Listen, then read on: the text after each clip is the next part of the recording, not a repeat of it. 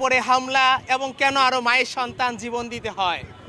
আমরা সেই শহীদ পরিবার ১.৫ বছর ধরে বলে আসতেছি যে প্রত্যেকটা হত্যার বিচারের জন্য আপনারা দেখেছেন রাজপথে আমরা কতবার নেমেছি, কত মাইর খেয়েছি।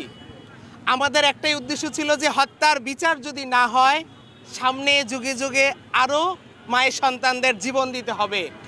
হাদি ভাই একটা কথা বলতো যে আমি যদি কখনো মারা যাই আমার হত্যার বিচারটা যেন বাংলার মাটিতে হয়। যদি হত্যার বিচার না হয় আরো অনেক হাদিকে, আরো অনেক মায়ের সন্তানকে জীবন দিতে হবে। কিন্তু আমরা সবাই ফাঁকা মাঠে, ফাঁকা আকাশে গুলি উড়ানোর মতো গুলি উড়াই। আমরা কেউ পিন পয়েন্টে কথা বলি না, কেন যেন দুঃখ লাগে। যারা মাইক পায় তারা ফাঁকা আকাশে গুলি উড়ায়। দুইটা পয়েন্টেই আজকে আমাদের দেশের এই অবস্থার কারণে দুইটা পয়েন্টের দুর্বলতা। এক হচ্ছে আইন মন্ত্রণালয়, আরেক হচ্ছে স্বরাষ্ট্র মন্ত্রণালয়। এই দুইটা মন্ত্রণালয় যদি ঠিক থাকতো আজকে দেশ সোজা হয়ে যেত, আজকে দেশের এরকম হতো না।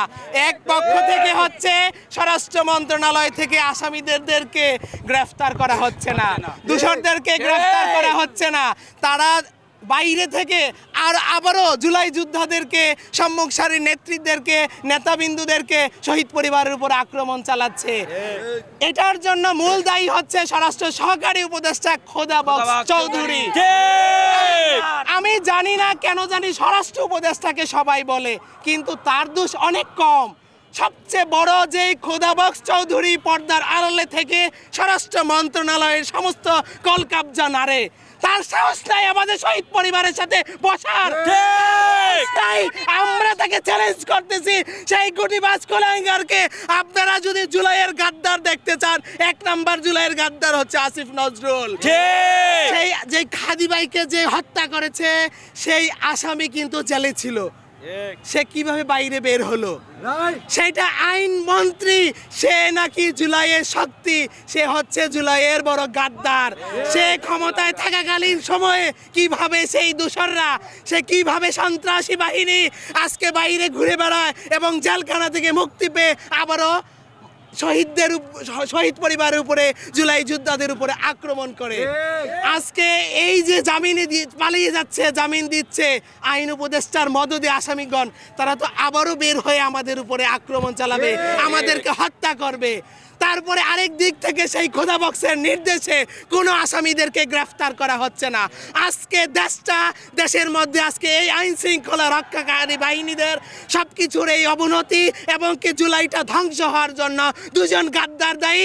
১ নাম্বার গাদ্দার হচ্ছে আইন উপদেষ্টা আসিফ নজরুল, ভারতের যে দালাল, তাকে বসানোই হয়েছে বাস্তবায়ন করার জন্য।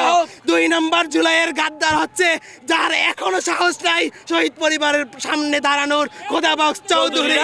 এদেরকে চ্যালেঞ্জ জানাচ্ছি, আপনারা মান সম্মান থাকতে খোদাবক্স চৌধুরী, আসিফ নজরুল পদত্যাগ করেন। রাইট, হাদিকে মারার পিছনে এরাই action, direct action, direct action.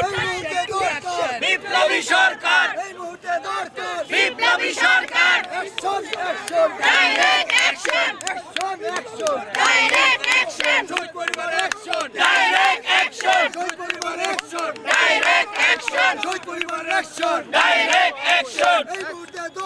বিপ্লবী সরকার, ডাইরেক্ট অ্যাকশন, শহীদ পরিবারের অ্যাকশন।